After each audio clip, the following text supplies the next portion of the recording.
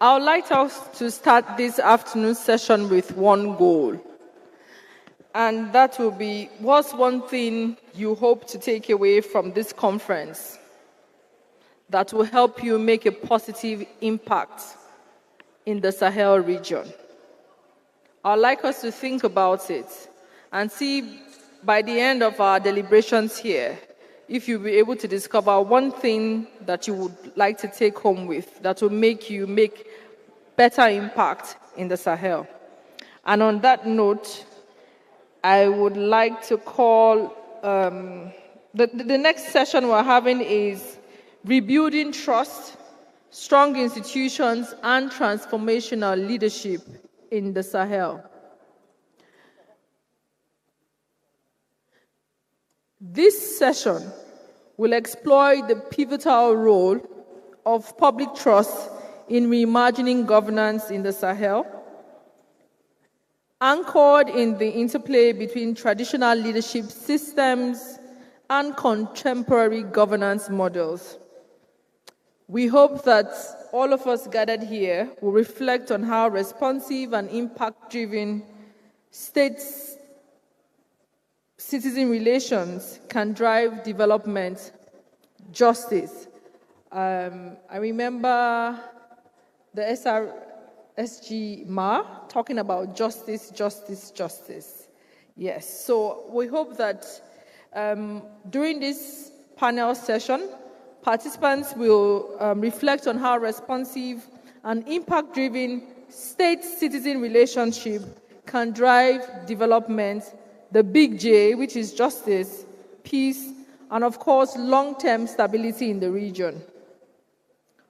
And on that note, I would like to call to the stage the moderator for this afternoon's session, Dr. Joseph Asunka, the CEO of Afrobarometer. Please a hand of applause for him.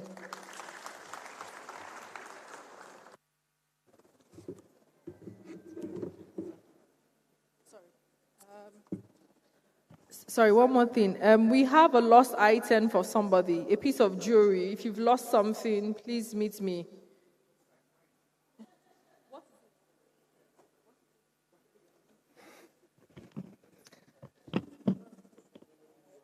All right. Thank you so much,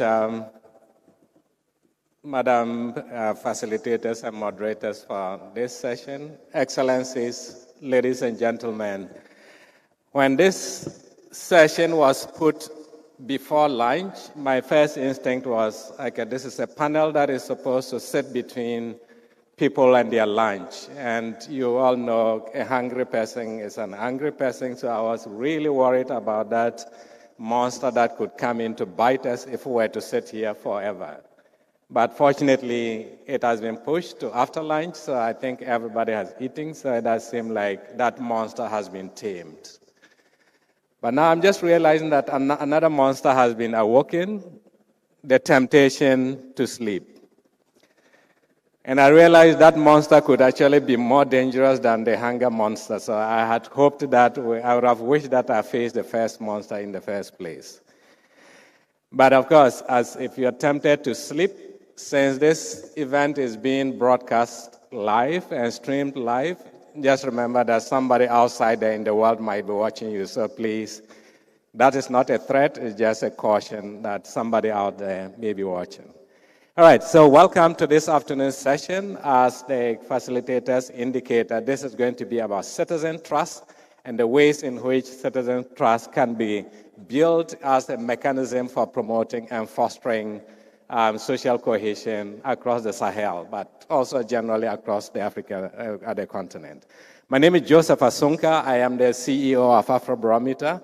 So Afrobarometer is a Pan-African survey research network. We operate in about 40 countries across the continent.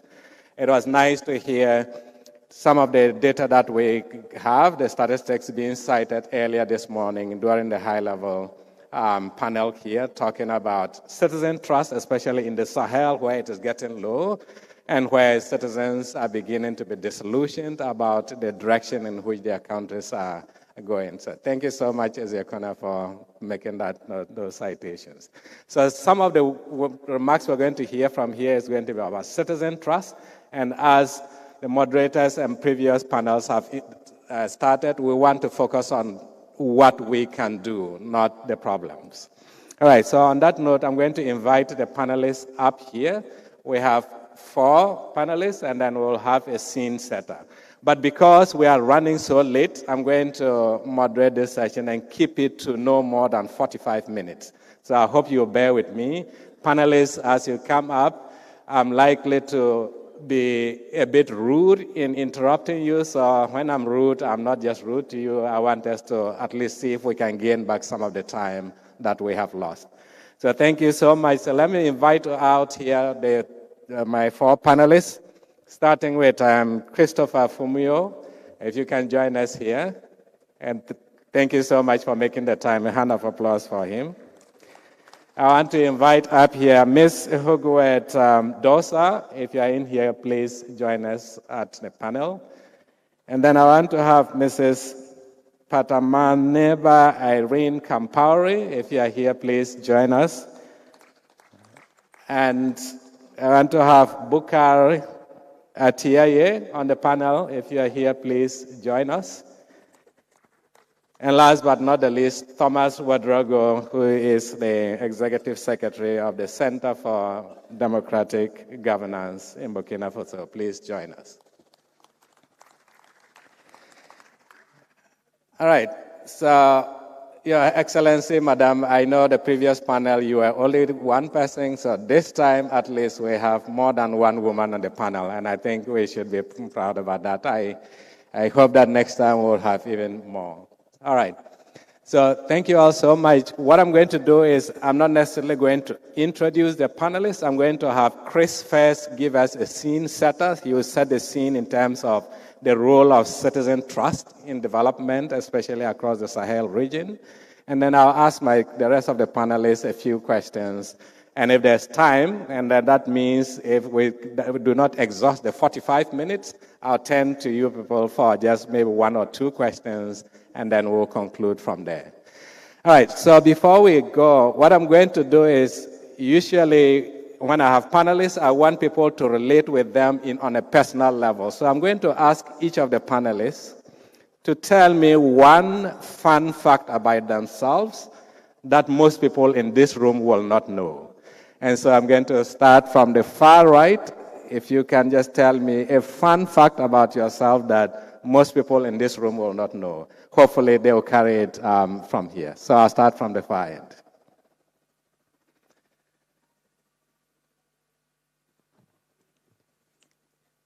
Ok, bonsoir à tous et à toutes.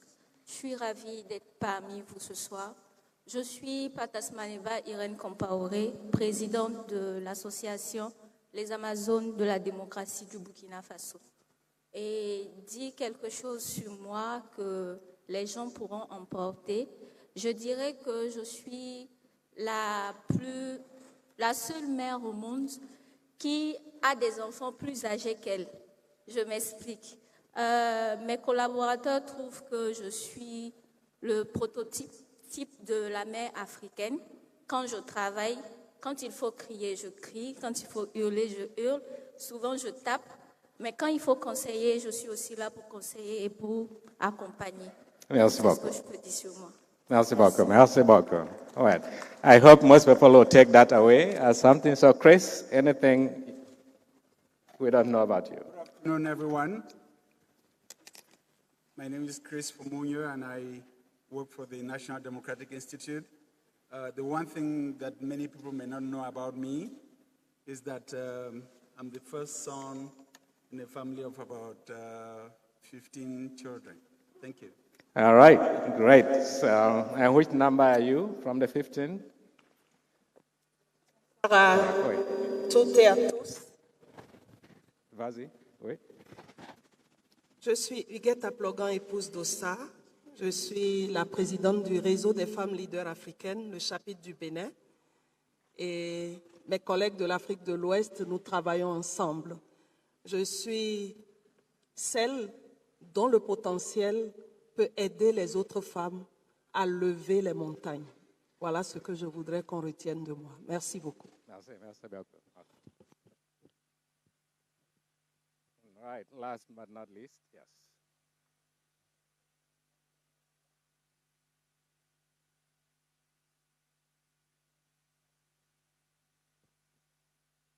I don't think the mics are working.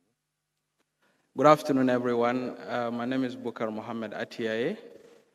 I work with the United Network of Young Peace Builders as the chair of the African Youth Advocacy Team, a team of young individuals who are committed to working on youth peace and security agenda and governance across the continent.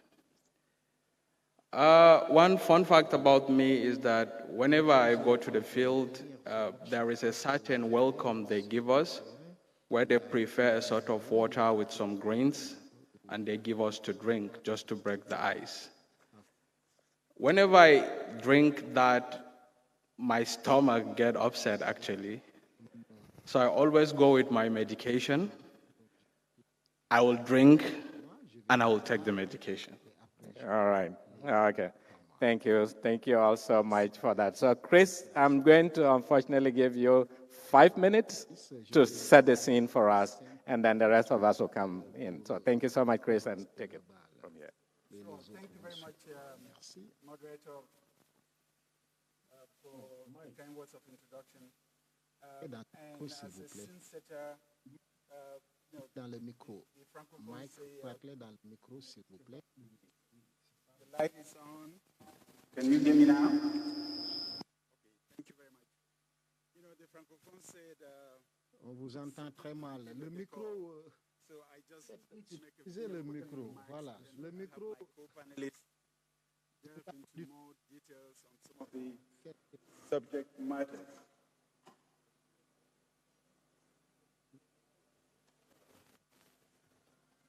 I realize, as was said earlier, that all protocols are respected.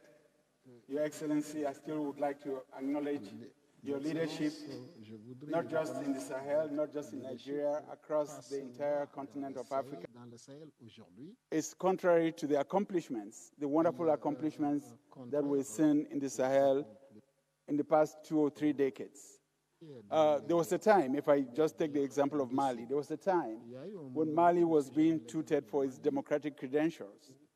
This morning we talked about accountability, the ability for citizens to hold those that govern accountable. There was a time when ministers in Mali were required on a regular basis to have public hearings where citizens would ask them direct questions and make them accountable for the way in which they ran their line ministries. There was a time when even the security sector governance in Mali was exemplary, where every senior officer and even non-commissioned officers walked around with the Charter on Human Rights, the Universal Declaration of Human Rights, and a code of conduct in their chest pockets, telling how much they invested in healthy civil-military relations and security sector reform. There was a time when even on the international scene, Mali and South Africa were touted as the 2 African countries, the only 2 African countries, that co-founded the Community of Democracies in 2001, which was a community of all democratic countries in the world with headquarters in Poland, in Warsaw, Poland. And that was a moment of pride. But today, as not just Mali, and I could go through a number of anecdotes with each one of the Sahelian countries, as these countries agonize their populations with them, I'm heartened by the level of solidarity that we're showing across this continent to help deal with the issues in the Sahel. Yes, we have to deal with them because as Africans, we cannot abandon the hundreds and millions, and hope in its own well-being. In thinking about this panel, it occurred to me to go back and read one of Africa's best political philosophers, the late Professor Claude Ake, who in 1992 wrote a book about the feasibility of democracy in Africa. And he went through a long list of the challenges that we face that are today present in the Sahel. youth unemployment, insecurity, lack of development, lack of inclusion, lack of professional militaries. But he still came to the conclusion that the democratic path was the best path for the continent for two reasons.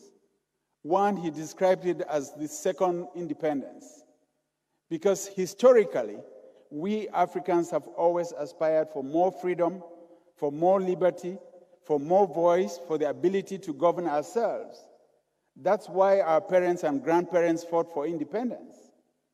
That's why we had a series of national conferences in the 90s with ordinary citizens wanting to have a voice in how to be governed.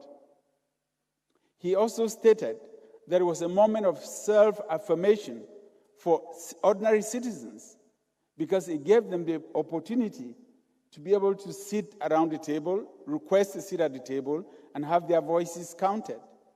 And I feel that, but I'm confident that if we put our shoulders to the tilt and we embrace these pillars of democratic governance that have worked for us in the past, we probably could help the countries in the Sahel find their pathway. Because today, citizens have become incredibly inquisitive, they have become quite demanding, they are able to make their contributions heard, they want to hold their elected leaders accountable at all levels, local, regional, and national, and it's going to be extremely difficult to govern without putting in place the parameters that allow for citizens to be part of that process. I am hopeful that if we embrace or if we help our brothers and sisters in the Sahel embrace these main pillars, that the peace, the development, the citizen participation, and the prosperity that our populations so much need and deserve would be met. Short of which, we risk spinning wheels, and in a few years, or in the next decade, we'll be back to where we were with transitions and inclusiveness and good governance. I would now leave it to the moderator to walk us through a more in-depth conversation on some of the pillars that I've listed, and then make this session as interactive as possible so we can have the opportunity to respond to specific questions and comments that you may have. Thank you very much for your time and attention. Thank you so much, Chris, for keeping it short. And of course, thank you so much for raising the points by Professor Claude Ake about the survival and the prospect of democracy in the Sahel. Of course, Africans clamor for freedom. They want democracy. They want accountable governance. We have seen this in the Afrobarometer data over and over and over again, where citizens want their governments to be accountable. So over to you. So over to you. Ok, merci pour la parole.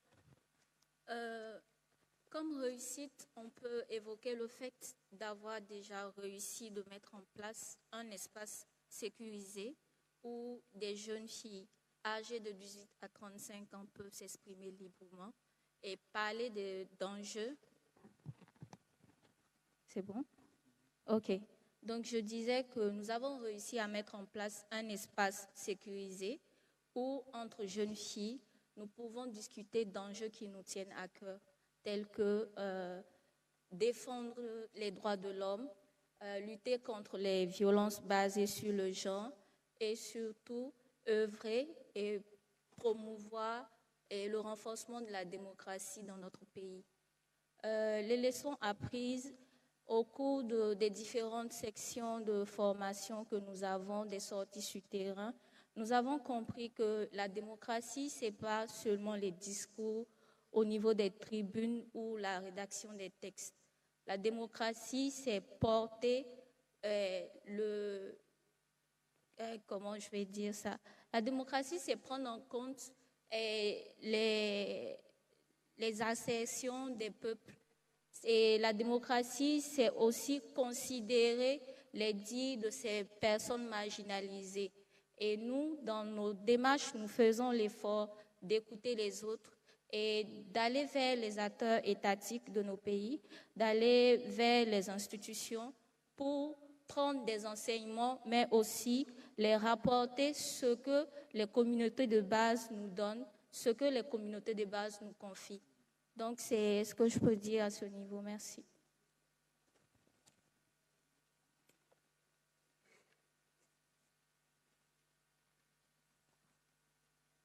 All right, thank you so much for that.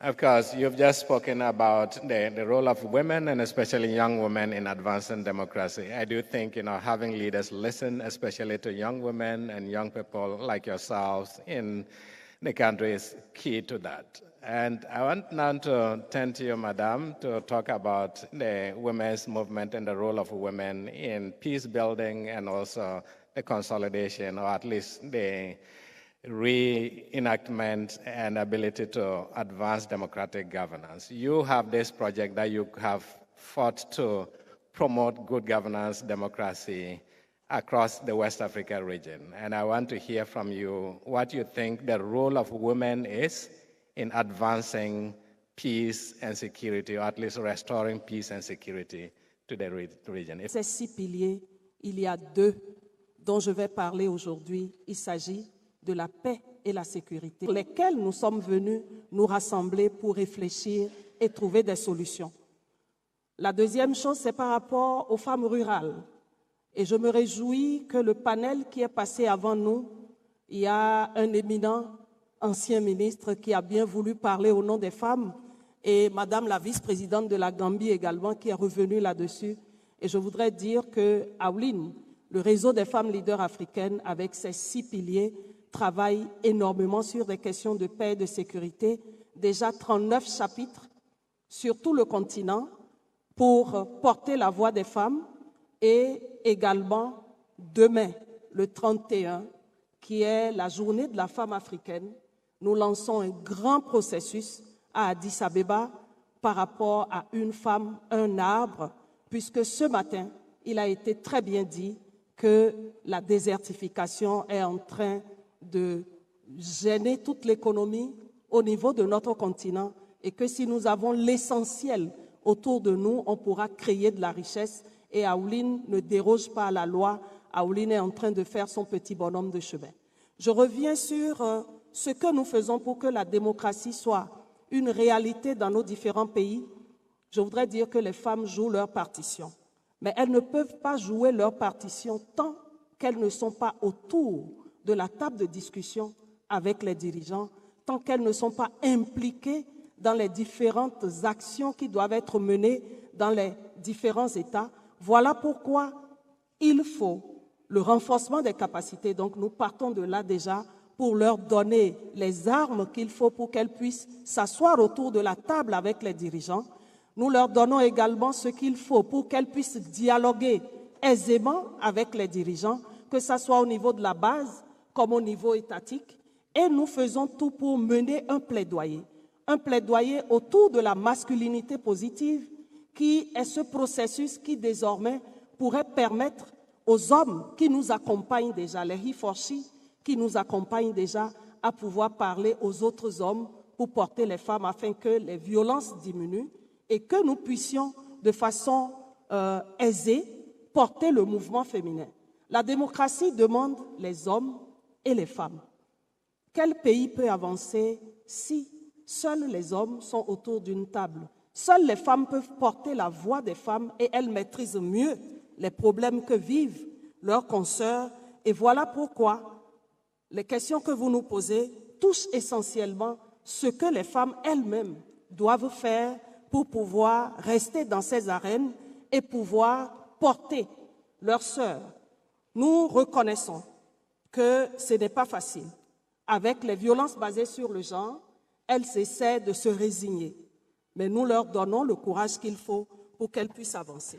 En dehors des capacités de dialogue, nous travaillons également au renforcement de l'influence au niveau communautaire. On ne reste pas qu'au niveau national pour le faire.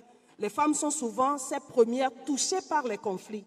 Et si on ne met pas ce qu'il faut autour d'elles pour qu'elles puissent rester capables pour montrer cette grande résilience que nous avons aujourd'hui, on n'aura pas de solution innovante.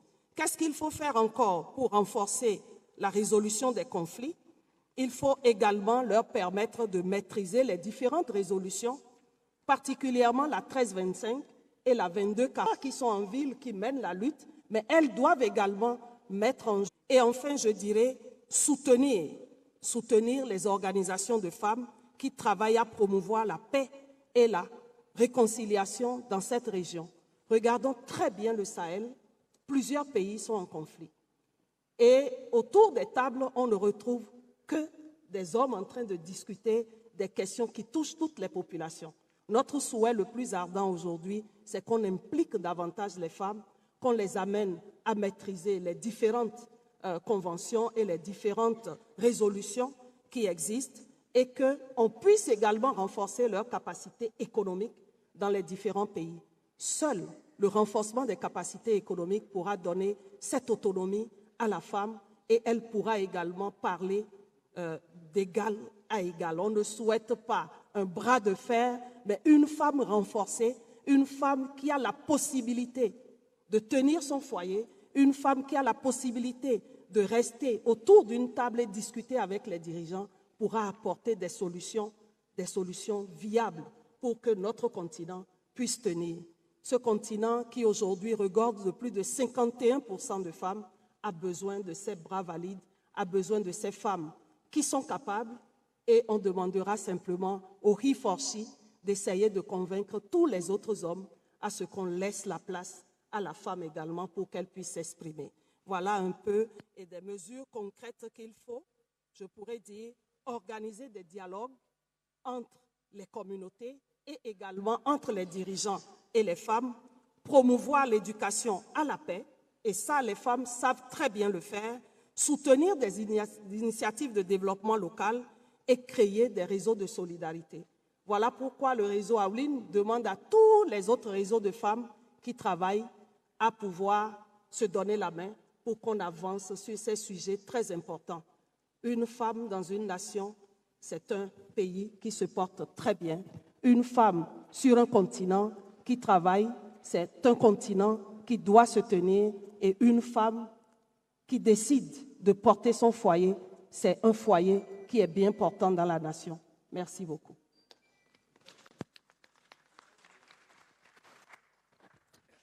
All right. Thank you so much. I realized that some of the mics are not working too well, so the interpreters were not hearing part of this. Let me see. Is this working?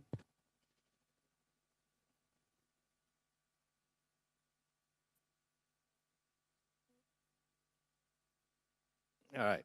I hope this is okay, that the interpreters can hear us. Thank you so much, Madam, for those powerful words. I couldn't agree more with you in terms of economic empowerment of women, but also the issue of gender-based violence. I know this is a critical issue, and especially for leaders here. When we ask on the Afrobarometer what is the most important women's issue that the governments must address, gender-based violence comes up as the top issue that people think that governments should address. And so thank you so much for bringing that up. Of course, Africa's youthful population is not without notice. Everybody realizes, okay, this is a very young continent. The youthfulness of the continent means that there is potential for a lot of progress in the future, but there's also a big risk because the young population can also be a time bomb if we don't harness their energies well. I was glad to hear His Excellency Goodluck Jonathan talk about agriculture and the way in which agriculture can create employment and have people work almost throughout the year in a way that gives them the opportunity to become more economically empowered, and then especially for young people, not be distracted by other means of recruitment into extremism. So we have you here. You are a young person. You lead these young people's groups to advance democratic governance on the continent. I just want to hear from you some of the practical things you are doing as young people, because what we are finding in the Afrobarometer is that young people are no longer interested in the formal institutions of political governance. So whether you're talking of political parties or even going out to vote, young people vote less. The truth remains that young people are not apathetic. Neither are we absent. The truth is we're actually sidelined, we're being used, and we feel we're pushed away. I mean, if you look at the Afrobarometer, you would see that young people consistently express support for democracy and accountable governance. What we reject as young people is the current architecture of political participation. When you look at the demography of young people, when you check the number of young people who are engaged as terrorists, check the number of young people who have been affected by terrorism, check the numbers of the military personnel and the police who are involved in fighting the terrorists, you would realize that the majority of them are young people. But if you look at the current architecture of political participation, you would realize that young people are barely not there. So there must be a shift from this model of youth political participation as tokenism to the one with genuine youth co-leadership. This means rebuilding trust through inclusion. I want to concur with Madame Ahuna, who said it's not about elections. It is true. As young people, we don't just want to be part of elections. We want to be carried along throughout the political or governance cycle. But what we witness is our participation only during elections. Second is investing in democratic literacy. Our work have shown us that youth actually want to participate, but not the least. It's the issue of accountability. We have to have mechanisms that hold our leaders accountable. Without accountability, we will continue to have the cycles of conversations over and over again without having tangible results. So we actually want to be part of it. We have shown interest, we have been participating, but whenever we feel we are pushed away, whenever we feel we are sidelined, that the leaders here should consider the right and meaningful inclusion of young people in political processes and in the whole governance cycle, not just during elections. Thank you.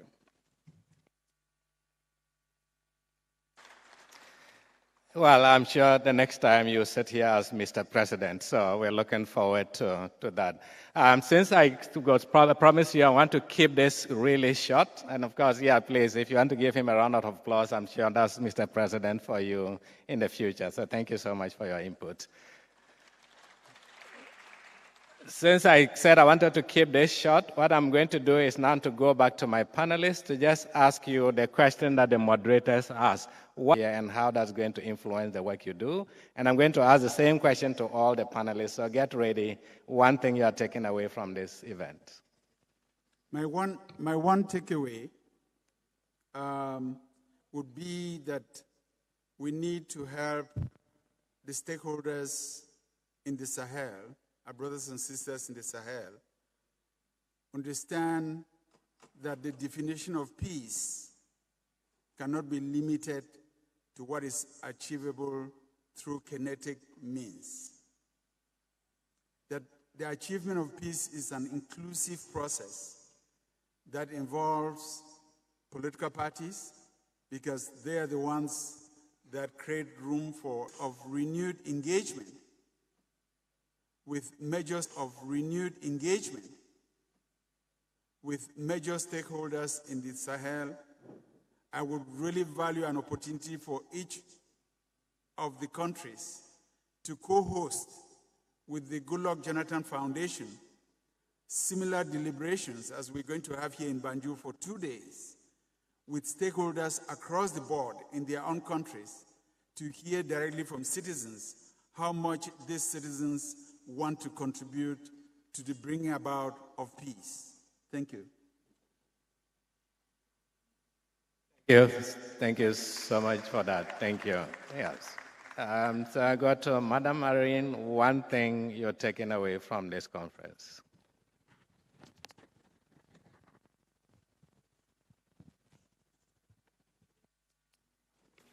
Ok.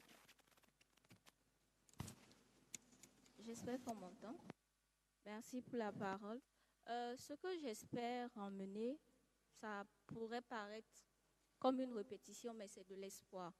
L'espoir que pour une fois, les choses qui sont dites seront faites. Donc, ça va? Ok, donc je disais que je vais ramener chez moi de l'espoir. L'espoir que pour une fois, une conférence qui s'est tenue avec toutes ses promesses va aller jusqu'au bout. Que ce ne sera pas à l'image des autres conférences où, après que les idées ont été données, tout a été mis sur papier et rangé dans un placard. J'espère que cette fois-ci, le fait d'avoir pris en compte la voix de la population, du peuple du Sahel, d'avoir invité à la table les femmes, les jeunes hommes, vous allez prendre en compte tout ce qui a été dit aujourd'hui et demain, et que tout va se faire pour le meilleur des mondes. Et arrivé chez moi, je dirais que j'ai pu prendre part à un forum où les dévanciers ou nos aînés sont soucieux de notre avenir, où nos aînés ont promis que les choses vont changer, et on espère que ça changera. Merci.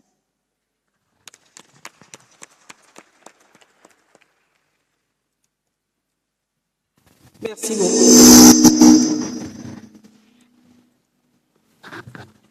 Merci beaucoup.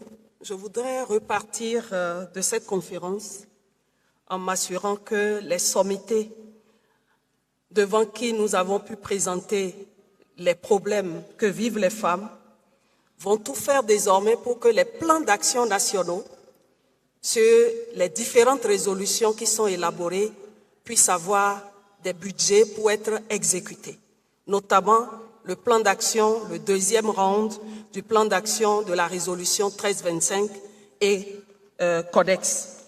La deuxième chose, c'est de voir désormais que nous donnons plus de pouvoir économique aux femmes africaines en consommant ce que nous-mêmes nous produisons pour faire tourner les...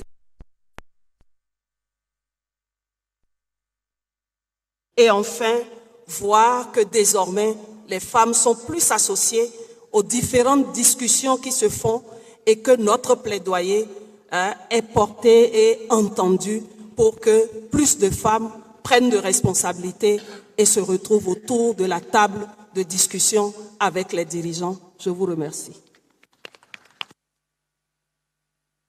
Thank you for that. I mean, so the future of Africa rests in the hands of our young people and women, and I hope that they go away from this conference with that. So your last word, you have the last word.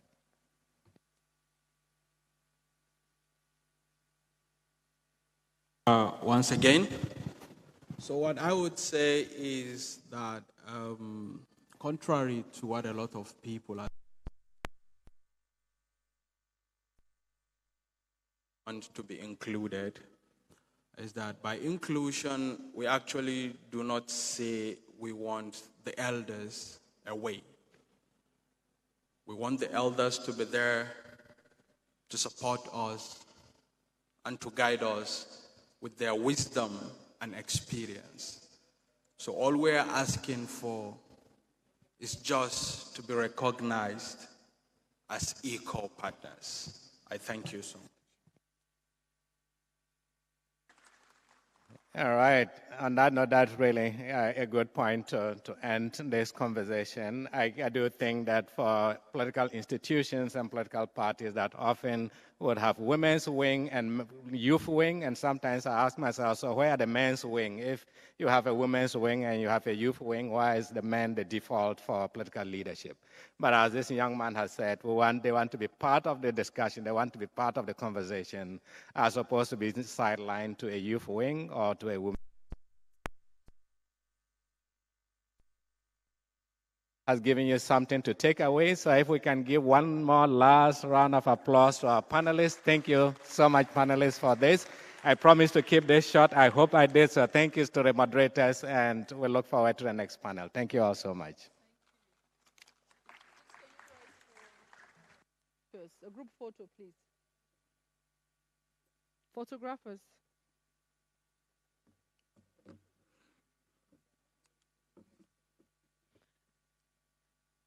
Thank you so much to this.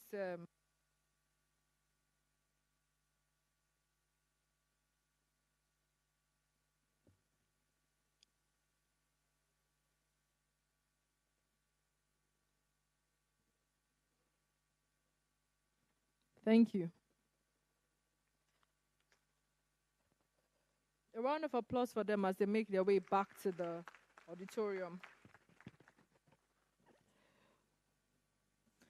Moving on, we'll be having the second plenary session for this afternoon with the topic Cohesive Society for Stability in the Sahel, Building Lasting Security and Peace in the Sahel.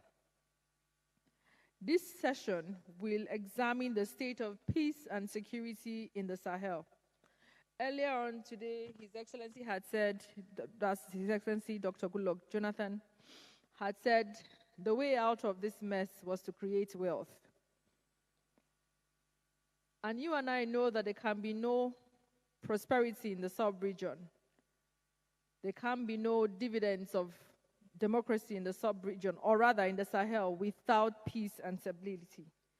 So this session will focus particularly on its impact, on the state of peace and security's impact on social polarization and cohesion. It will also explore the challenges to building cohesive societies across the region. And to take us further to explore these challenges, we would like to call as moderator Livina Ade-Mensah, Executive Director, West Africa Network for Peace Building, WANEP. Please, a round of applause for her. Thank you. Hi.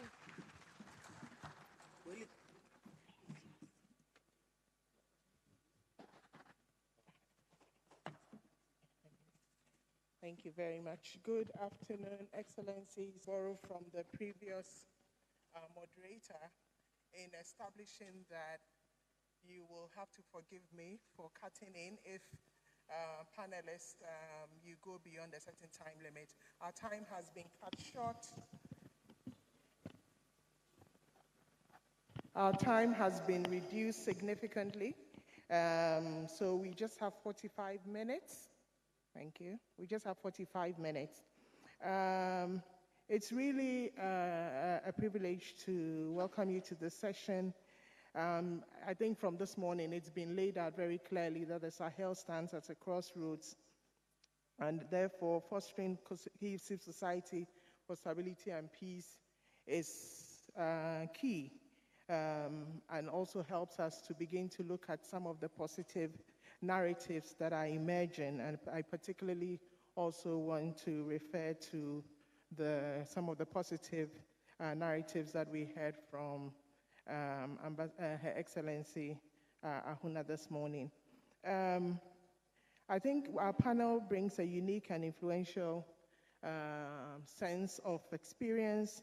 And as I mentioned their name, I'll invite them straight away to join us on the high table. So the first we have is Honorable Dauda Aliyu, the Minister of Justice from Niger. I don't know if he's still here. Okay, so he's not here. So that's good news in a sense, because it helps us to manage the time even better. We have Ambassador Maman Nuhu, the Executive Secretary of the Lake Chad Basin Commission, who brings experiences from overseeing efforts to promote cooperation in a region marked by both crisis, but also lots of opportunities and collaboration. And then the second panelist is Her Excellency Madame Binta Diop, levels, with a particular emphasis on how we can leverage areas, how can regional and national leaders foster trust among communities and across borders, how are women, we've heard from the youth, but how are women and youth empowered to be architects of peace, and what tangible steps can we take today to turn resilience into lasting security and prosperity for all. I'll join the panelists now, and then we can start the conversation. Thank you. Yeah, I think so. And you? Chad regional strategy for stabilization.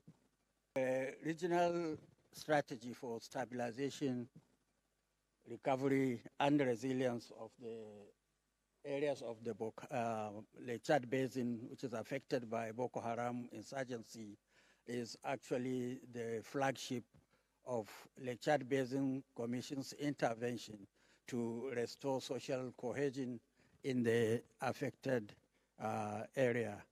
As you rightly said, it was established in 2018 with the support of the African Union and the UNDP. We are now in the second phase of the regional stabilization.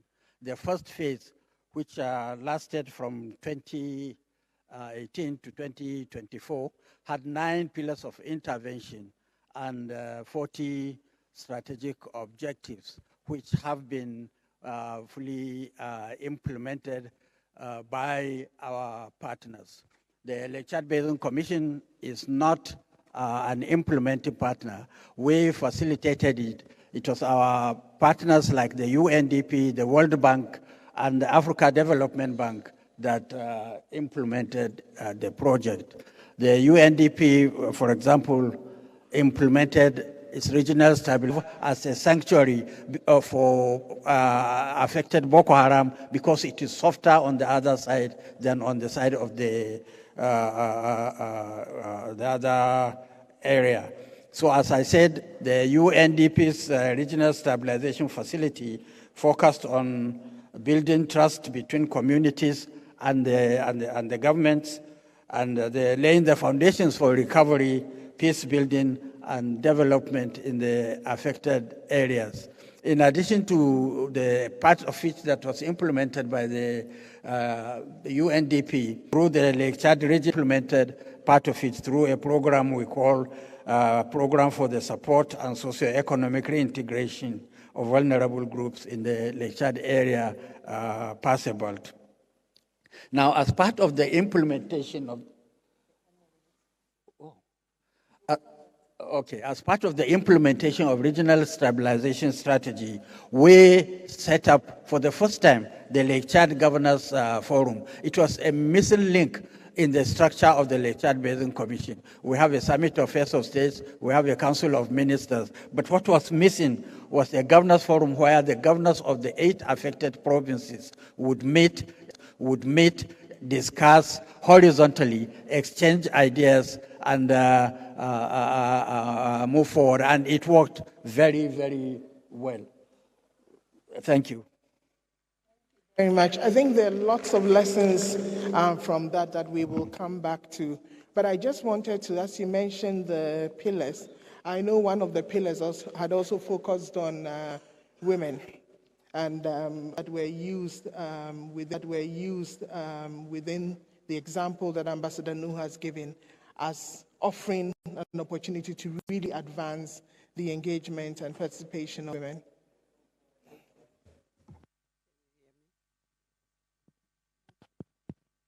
Using this one. It's okay? Let me, first of all, Madam, even we don't have a lot of time, to say that this is a great opportunity to discuss this issue of advancing lasting peace for the Sahel. And I'm sure that the outcome, and we're talking about solution, the outcome of this meeting will help us to move forward. In my, as you say, 10 years as the AU Special Envoy on, I don't think that we will have a Sahel today. So we need to look at, because we're talking today about social cohesion. So I think the Sahel is a region which is abundant of resources. That is reality. It was said by the President Jonathan. Diverse tradition and rich cultural diversity. We could see even this morning here in Gambia that cultural diversity that exists in the opening. But unfortunately, what the communities will tell you is that we don't enjoy, we don't benefit from what we have in the Sahel. So just on the governance issues, there are absence in the mechanisms of governance. So the previous panel talked about the absence of women or of the youth. So 70% of the people are absent. So I think it's something that we need to address. And I'm not here to come back to the issue of impact of the conflict or the insecurity, the instability, the bad governance, everything that your report have said, the UNDP report. No, but we are here to say what can be done as the solutions. I think to rebuild the cohesive society, we need to look at how we involve the communities to rebuild the confidence. You've said it, the trust, to make sure that we go back to what Minister Gajo said, dialogue and dialogue and dialogue. And dialogue, it means that not just government at that level and others leaders, but the community. We used to sit under the tree and discuss with religious leaders, traditional leaders, and take the decisions. We need to rebuild that confidence, the trust among the community. We used to live together before. I don't go to the history again, but people used to be together. Either the Fulani, the wall of the, it was a coherent society. So now we need to go back to those fundamentals. We need to look at how we build the society. You know, I was in the Lake Charles Basin, and I was meeting with women. I think we were there with Amina, and we met, the women and the youth. Number one, the youth will tell you, I'm engaging in extremes and terrorist act. You know, some of them were coming back, and we asked them why. And the Lake Chad Basin is shrinking, and we used to be what we were benefiting from.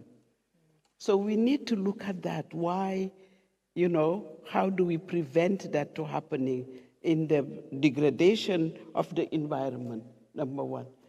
The women will tell you, we used to benefit from our the wood, now when you leave our village and we go to fetch, water, violence against women again is there, and abducting of the children that we have seen. So we need to address that if we want to build the cohesion, rebuild the trust, is really to, as UNDP, I'm sure you are going to work on it, Auna, is how we bring the community back to discuss, to be part of the governance mechanism. It doesn't mean that governance is about, as Gajo have said, the office of the governor. No, it's about the people, it's about the communities. How do we make sure that they are involved in decision making? How do we make sure that also they benefit from the resources? Those are actions that we need to concentrate in rebuilding our society. I think that I will stop there, but just to applaud what the women of the Manu River have done in this region between Liberia, Sierra Leone, and Guinea. At that time, we need to learn from that. The second example is the Africa Women Leaders Network, that we just, listen to them. But finally, before I just maybe end here, you give me again 1 minute that I gave you an example in Senegal. One of the strategies that the women in Senegal, with the support of UNDP, have done, what they say, the Utujam, which is really with the 3M strategy, where they mobilize communities. Mobilization is number one. They went to meet the church, they went to meet the religious leaders, everybody in the communities. But before that, they work on what we say the horizontal dialogue among themselves, horizontal. The women in white, together they have a common agenda, common values, shared values, number one. The number two, just in a very short, is also the fact that they are mediating. Also that the election that we are seeing is not just to put one in the ballot, but securing that ballot box, but securing that ballot box, and women to make sure that people, the citizen, when they are going to vote, they're making sure the women are there to be the testament of that election are free and fair and transparent and peaceful in the meantime. So this is one good example where they involve all society, and not just the women themselves, but the men, the religious, the traditional, but also the political parties engaging, and the women at the, of course, vertical, but also horizontal. Thank you. Thank you. If you can just turn off your mic. Thank you. Thank you very much, Madam Job. I think you raised some critical issues around the one Minister for Justice. And just for you to share with us, what are your perspectives in terms of the nexus between justice and harnessing local agency or local structures to build trust? If you can just share your thoughts on that.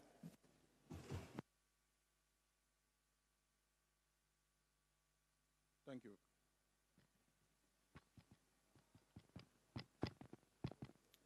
Thank you. Thank you very much. Justice in our context, for us, as you know, we're going through a transition, and we call our current situation a transitional justice. The nexus between our transitional justice and building trust, because we are a nation that is coming from autocracy at this stage. So we design our reform, our justice reform process in such a way that, because during the 20 years of autocracy, the country have lost trust in our justice system, because the judiciary or the justice system in general was also instrumentalized in that abuse process. So the reform includes reforming the laws, in many transitions, unlike our situation, the demands are the same. One lesson we've learned is managing public expectation. Because transitions by their nature, they wake hope in the population. And that hope need to be managed. Because any meaningful change requires a lot of time. And managing the public expectation is very critical for us in our process. So, in also building peace, I think involvement, one lesson we've learned in the Gambia as well, is effective participation. The stakeholders, the people that have a stake in the process, must participate in whatever you are doing. We've learned that lesson very clearly. It has to be participatory, and the participation must be qualitative. People must see themselves in the process. Whatever you are doing on behalf of people, if they are not participating in the process, this issue of trust that we are talking about will be a problem. So we must allow people to take a center stage and play the central role in determining the processes and directing these processes. So that's one lesson we've learned in our Gambia model as well. The other thing also is, I think the political will, must be genuine and must be present. We think this is also very critical. For people must see the will and they must trust the will in those that are leading them, and the will must be very genuine. Putting these things together, for us, for instance, our truth-telling process that we had in the Gambia, it was televised. We have self-confessing perpetrators who came and explained clearly what they did. And we have victims also who came and explained to the public what happened to them. We are at the implementation stage of it. And this implementation includes reparations, it includes reconciliation, it also includes the justice component as well, because all of these things need to go together. So, thank you. Just a quick follow-up. If you can just highlight. So we administer some element of reconciliation even within the truth-telling process. So, and we have what we call in our culture here, maslaha. Gambians are very forgiving people. So it will amaze some of you to realize that we've got situations where perpetrators who confess to have committed very heinous crimes were able to be brought face to face with their victims during the truth-telling process, and they were able to forgive each other, right on television, live on television. People who have confessed to have committed very, very heinous crimes, and their victims came forward. So because of that cultural, character in us, that we are a very forgiving society, in that respect, I can give many other examples where we took advantage of that, and we were able to get a lot of forgiveness from between perpetrators and victims. Thank you very much. Ambassador Nuhu, I want to come back to you quickly, and hopefully we'll have a bit of time to open up for a few interventions from the floor.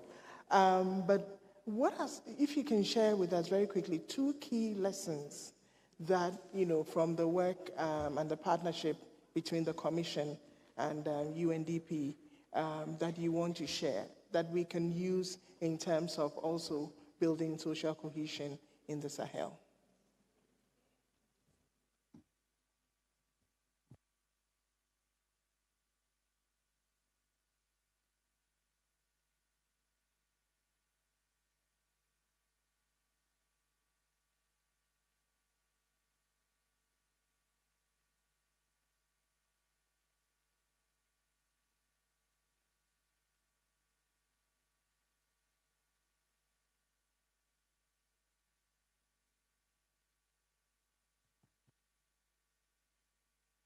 Hello? Which one? Okay. So we, the UNDP assisted in terms of the production of the regional stabilization strategy. But the most important aspect, the takeaway that you can get in terms of our relationship regarding the creation of social cohesion in the area is through the implementation of the regional stabilization strategy, which the UNDP has been doing through the regional stabilization facility, and it has done a very good job of it. It is a model worth emulating. UNDP has built rural roads, they have built markets, they have built a hospital, they have rehabilitated schools. In fact, within the regional stabilization facility, there is a particular program which I like where they generate wealth, because at the end of the disturbances of Boko Haram, you find that everybody in the village is impoverished, nobody had money in his pocket, so they created jobs for the youth where they pay them some income, and then money starts circulating in the community. Instead of giving handout, you work for it, you get something in terms of pay. So the regional stabilization facility of the UNDP has been working. They are in the second phase, I think, or third phase, but that is a flagship of the intervention that we would like to highlight, and we would like to advocate for support from our partners for the continuation of the facility. Thank you. Thank you very much. I think I saw one of your reports, and there are lots of lessons that came out in that report, and obviously because of time, we'll have to limit it to that. But Madam Job, you having worked with the AU and led a lot of the Women, Peace and Security agenda, the Sahel region is known to have some of the strongest women's coalitions. And so when we had the issue of the exit, one of the key concerns within the region was that one of the strongest coalition of women are in the 3 Sahel countries. And therefore, how do we, from a regional perspective, continue to engage, and so that we can benefit from the strong coalitions that exist, and some of the very good achievements also that we have. And I raise this because, again, it's important for us to continue to hammer the fact that the issues we are discussing around the Sahel, it's not a Sahel problem, it's a regional problem or regional challenges, but with a focus on the Sahel. And so I think a number of the challenges, we can also see them at a broader regional level. And so how do we now continue to consolidate what we have within the Sahel around women, peace and security, but also draw linkages and continue to help on the broader agenda at the regional level?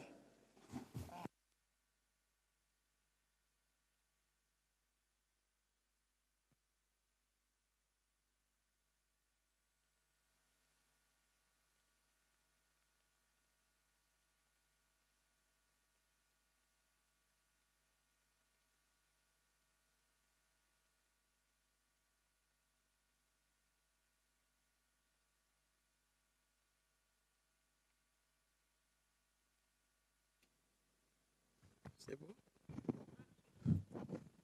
Oui. Oui, très bien. Nous avons bâti des mouvements de femmes, comme vous l'avez dit tout à l'heure, j'ai parlé du réseau des femmes de Manu River. Nous avons créé un autre mécanisme qui est aussi le Gender is My Agenda Network, qui est aussi global au niveau panafricain. Mais je crois que ce qui est le plus important, c'est de voir des mouvements des femmes pour se mettre ensemble, surtout comme on a dit sur la question de cohésion sociale, mais aussi la participation politique. Et c'est pourquoi nous sommes engagés autour de leadership féminin et que nous avons mis en place comme la vice-présidente, et c'est dirigé par Ellen Johnson-Sirleaf. Toutes ces femmes, nous avons pour le moment 39 pays qui sont engagés dans ce mouvement, à la tête de Ellen Johnson-Sirleaf. Mais Il faut dire aussi qu'il y a toujours des obstacles, etc. Mais ce qu'il nous faut, c'est d'avoir assez de femmes au niveau des positions stratégiques. Parce que c'est comme ça que nous allons arriver, que quand nous parlons de la résolution des conflits, qu'on trouve les femmes qui sont là, ambassadeurs, qui sont dans les Nations Unies, qui sont dans les mécanismes, qui sont dans les gouvernements. Il faut avoir assez de femmes, une masse critique de leaders, non pas des femmes qui sont seulement à la base. On en a besoin en parlant de cohésion sociale. Mais plus que ça, il faut aller plus loin. Et plus loin, c'est créer les mouvements et engager la jeunesse autour de cela. Et peut-être une dernière chose, parce que la cohésion, il faut qu'on trouve des valeurs communes. Et ces valeurs communes, par exemple, contre les violences faites aux femmes. Quelle est la société, quelle est l'ethnie qui aimerait qu'on vienne violer ces femmes? Je crois qu'on peut avoir des discussions autour, comme on dit, de shared values, contre violences faites aux femmes, contre le kidnapping des enfants. Ça qu'on soit d'un côté ou d'un autre, nous pouvons avoir ce dialogue, comment préserver la vie, la cohésion, mais autour de ces valeurs fondamentales des droits de l'homme, des droits de la femme. Et nous pouvons en discuter. Récemment, notre réseau, le Women Leaders Network, nous avons mené un combat avec les leaders traditionnels pour l'adoption d'une convention contre les violences faites aux femmes. Et on vient en février, au niveau des chefs d'État, d'adopter cette convention. Et c'est les femmes leaders que vous voyez dans cette salle qui se sont mobilisées pour dire « nous voulons prévenir ». Évidemment, ce n'est pas une question africaine, c'est partout que nous avons vu cette question. Je sais que des hommes positifs masculinité comme Changarai, le ministre des Affaires étrangères, nous a aidés à passer cette convention. Nous avons seulement actuellement 6 États qui ont ratifié. Ce n'est pas assez.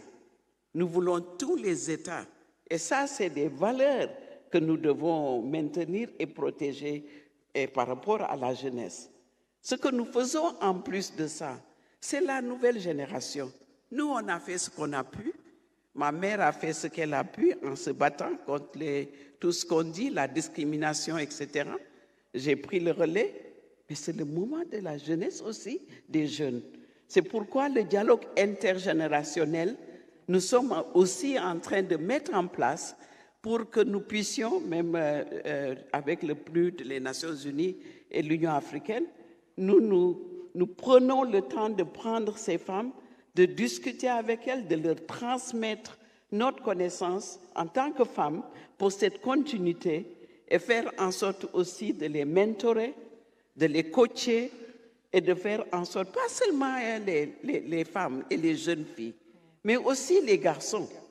Parce que ce que nous devons faire, c'est bâtir une société où les hommes et les femmes peuvent vivre ensemble.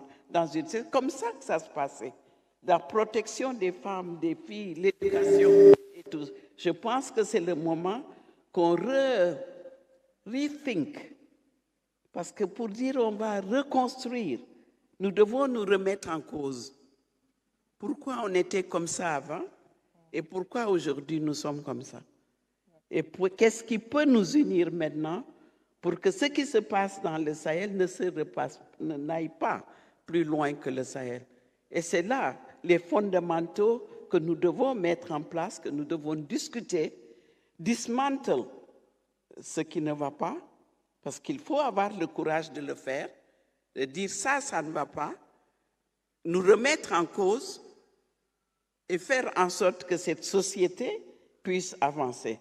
Parce que le monde actuel que nous voyons, l'Afrique a toutes ses ressources et tout le monde vient vers nous pour nos ressources. Nous n'en bénéficions pas. Et pourquoi? On a parlé de mauvaise gouvernance, de corruption, de tout cela, nous le savons. Et pourtant, nous continuons d'être dans ce système-là et dans ces processus. On ne se remet pas en cause. Nous sommes en train d'applaudir des jeunes et que ce soit des hommes aussi intègres pour avoir le courage de discuter dessous ce que nous sommes en train de... Merci beaucoup, Madame Diop. Merci beaucoup, Madame Diop. Je pense que vous devrez éteindre. Oui, c'est pas éteint. Merci beaucoup. Je pense que dans votre réponse, vous avez aussi évoqué un aspect très important, c'est-à-dire les dialogues intergénérationnels. Et je pense que sur ça aussi, il y a, avec les supports du PNUD, on a pu créer les coalitions nationales des femmes au Mali, Burkina, Niger et en Côte d'Ivoire. Et c'est une des initiatives sur lesquelles elles travaillent beaucoup les femmes, mais aussi avec les jeunes garçons, surtout en relation avec l'aspect psychologique aussi, socio-psychologique.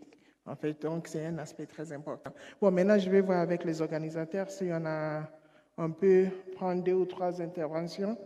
Sorry, can we take 2? Can we? Okay. Okay, so we'll open up quickly. We'll just take 2.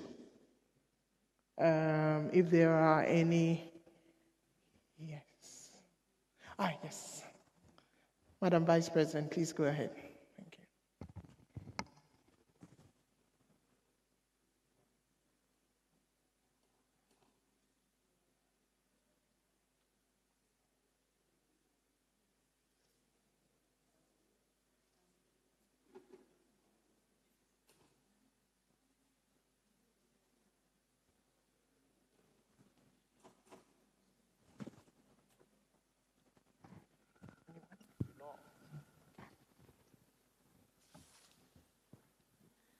Thank you so much.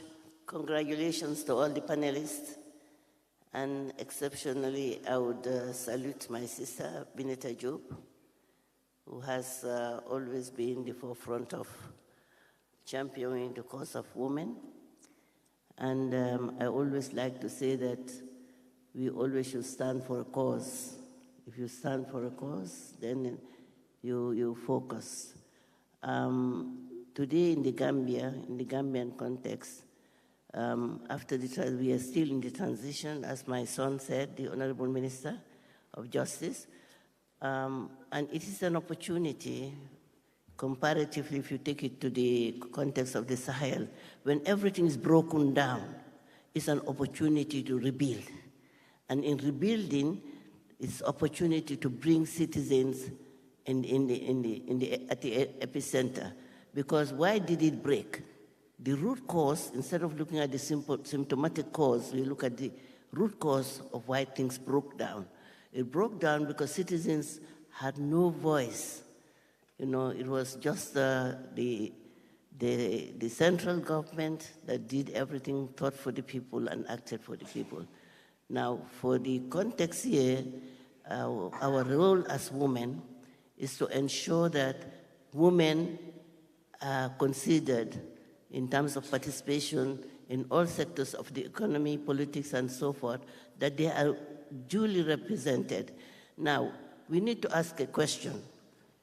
Why is populism now popular in our context in Sahel, for instance? Each time there is a transition, expectations are high. How do you manage the expectations? And managing the expectations would require investments. It would definitely require people to invest in their work, and especially for women. They're productive. Women have triple roles: productive, community, and reproductive responsibilities. So once they have that livelihoods, then they can have a voice to come to the table. In the Sahel context, what I would like to recommend from here, we have had so much, and before that, what we need to bring along is our organizations, the African Union and also ECOWAS. For instance, the work that ECOWAS did here in the Gambia, when we found that there was no way we can save our lives from the dictator, I called on ECOWAS to come. ECOWAS has been stabilizing this country just as they have been doing democratization of countries, particularly in transitions. What does it mean? What it means is making democracy work for the people. the dividend. That's what women want. And we will continue.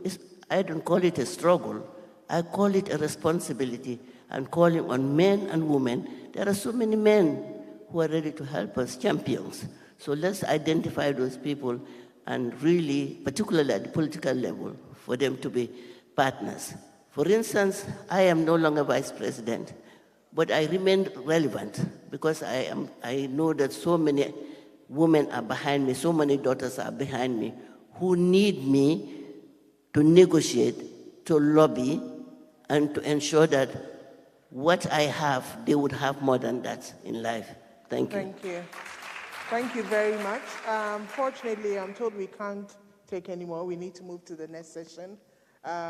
We can't even take the closing thoughts, but just to say thank you very much to the panelists. I think the key points we're taking away is the centrality of women as pillars of all facets of society.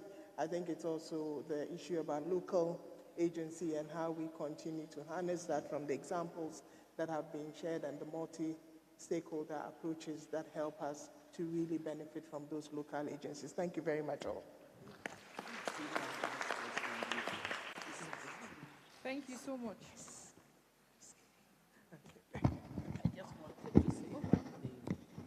To congratulate the Vice President, but the Gambia have 3 female Vice Presidents that are leaving, and here it's something we need to celebrate. 3 of you are in, thank you. We need to learn from you because we don't have many countries that have 3 leaving Vice Presidents right now as female. So thank you, Madam Tambaja. Thank you. Thank you so much.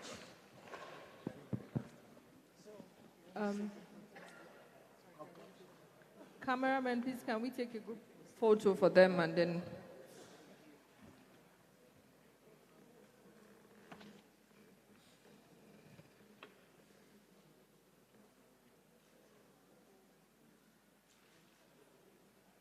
Thank you. Please, a round of applause for them as they go back to their seats.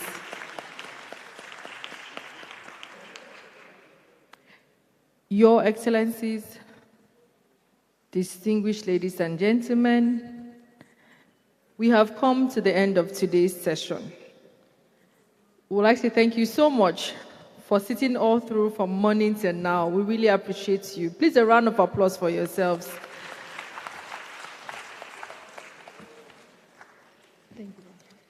We'll be here bright and early tomorrow. The recommendations and the report of today's meeting will be developed and shared tomorrow. In the meantime, there is a